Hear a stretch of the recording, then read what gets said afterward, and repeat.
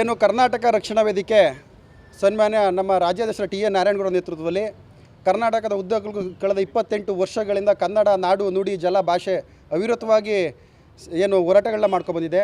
ಅದೇ ರೀತಿ ಕರ್ನಾಟಕ ರಕ್ಷಣಾ ವೇದಿಕೆ ಮಂಡ್ಯ ಜಿಲ್ಲಾ ಘಟಕ ಇವತ್ತು ಮಂಡ್ಯ ಜಿಲ್ಲೆಯ ರೈತ ಪರವಾಗಿ ಒಂದು ಚಳುವಳಿಯನ್ನು ಪ್ರತಿಭಟನೆ ಇಟ್ಕೊಳ್ಳುವಂಥದ್ದು ಮಾಡಿದ್ದೀವಿ. ಇವತ್ತೇನು ಮಂಡ್ಯ ಜಿಲ್ಲೆಯಲ್ಲಿ ನಾವು ನೋಡ್ತಾ ಇದ್ದೀವಿ, ಇಡೀ ಸುಮಾರು 60ರಷ್ಟು ಬೆಳೆಗಳು ಮಂಡ್ಯ ಜಿಲ್ಲೆಯಲ್ಲಿ ಬೆಳೆದು ನಿಂತಿದೆ. ಏನು ಕಬ್ಬು, ಭತ್ತ ಮತ್ತು ವಿವಿಧ ಹಣ್ಣು ತರಕಾರಿ ತೋಟಗಾರಿಕೆ ಬೆಳೆಗಳು ಎಲ್ಲ ಇದೆ. ಇವತ್ತು ಎಲ್ಲ ಸುಮಾರು 60ರಷ್ಟು ಸಂಪೂರ್ಣವಾಗಿ ಒಣಗಿದೆ. ಏನು ಕಳೆದ ಹಿಂದೆ 75 ಅಡಿ ಇದ್ದಂಥ ಸಂದರ್ಭದಲ್ಲೂ ಬೆಳೆಗಳಿಗೆ ನೀರು ಹರಿಸಿರುವಂಥ ಉದಾಹರಣೆ ಇದೆ. ಈಗ 92 ಅಡಿ KRS ಡ್ಯಾಮಲ್ಲಿ 92 ಅಡಿ ನೀರಿದೆ. ಒಂದು ಕಠಿಣ ಪದ್ಧತಿಯಲ್ಲಿ ಒಂದು 10 ದಿನಗಳ ಕಾಲ 15 ದಿನಗಳ ಕಾಲ ನೀರು ಹರಿಸಿದ್ರೆ ಈಗ ಉಳಿದಂಥ ಬೆಳೆಗಳು ಉಳ್ಕೊಳ್ತವೆ, ರೈತನ ಬದುಕು ಉಳಿತದೆ, ರೈತನ ಜೀವನ ಉಳಿತದೆ. ಈಗ ಮುಂಗಾರು ಮಳೆ ಕೈ ಕೊಟ್ಟು 3-4 ತಿಂಗಳಾಯಿತು, ಆವಾಗಲೂ ಬಿತ್ತನೆ ಕಾರ್ಯ ಆಗಿಲ್ಲ, ಆವಾಗಲೂ ಬೆಳೆ ಸಂಕಷ್ಟದಲ್ಲಿ ರೈತ ಸಿಗಾಕೊಂಡಿದ್ದಾನೆ.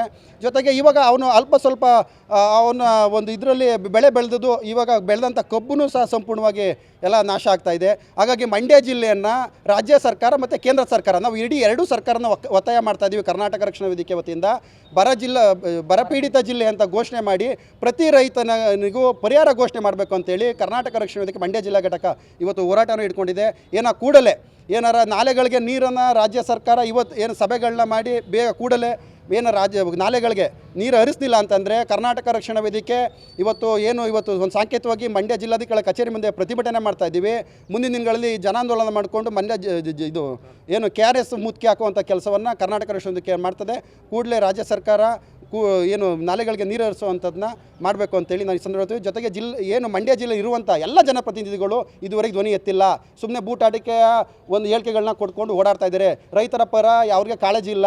ಏನು ಮಾಡಬೇಕು ಇವತ್ತು ಸಭೆಗಳನ್ನ ಏನು ಮುಖ್ಯಮಂತ್ರಿಗಳನ್ನು ಗಮನ ಸೆಳೆದು ಈ ನಾಲೆಗಳಿಗೆ ನೀರು ಹರಿಸಬೇಕು ಅನ್ನೋದು ಯಾವುದೇ ಜಿಲ್ಲೆಯ ಯಾವುದೇ ಪಕ್ಷದ ಜನಪ್ರತಿನಿಧಿಗಳಿಗಿಲ್ಲ. ಅವರೆಲ್ಲ ಸುಮ್ಮನೆ ಬೂಟಾಟಿಕೆ ಹೇಳಿಕೆ ಕೂಡ ನಿಲ್ಲಿಸಿ ಕೂಡಲೇ ರೈತರ ಸಂಕಷ್ಟಕ್ಕೆ ನಿಲ್ಲಬೇಕು. ಜೊತೆಗೆ ಇವತ್ತೇನು ಬೆಳೆ ನಷ್ಟ ಆಗಿದೆ ಮತ್ತು ಮಂಡ್ಯ ಜಿಲ್ಲೆಯ ಬರಪೀಡಿತ ಜಿಲ್ಲೆ ಅಂತ ಘೋಷಣೆ ಮಾಡಿ ರಾಜ್ಯ ಸರ್ಕಾರದಿಂದ ಎಕರೆಗೆ 50,000 ಘೋಷಣೆ ಮಾಡಬೇಕು ಅಂತೇಳಿ ಈ ಸಂದರ್ಭದಲ್ಲಿ ನಾವು ಕೇಳ್ಕೊತೀವಿ, ಒತ್ತಾಯ ಮಾಡ್ತೀವಿ. ರಾಜ್ಯ ಮತ್ತು ಕೇಂದ್ರ ಸರ್ಕಾರ ಎರಡನ್ನೂ ನಾವು ಕೇಳ್ಕೊತೀವಿ.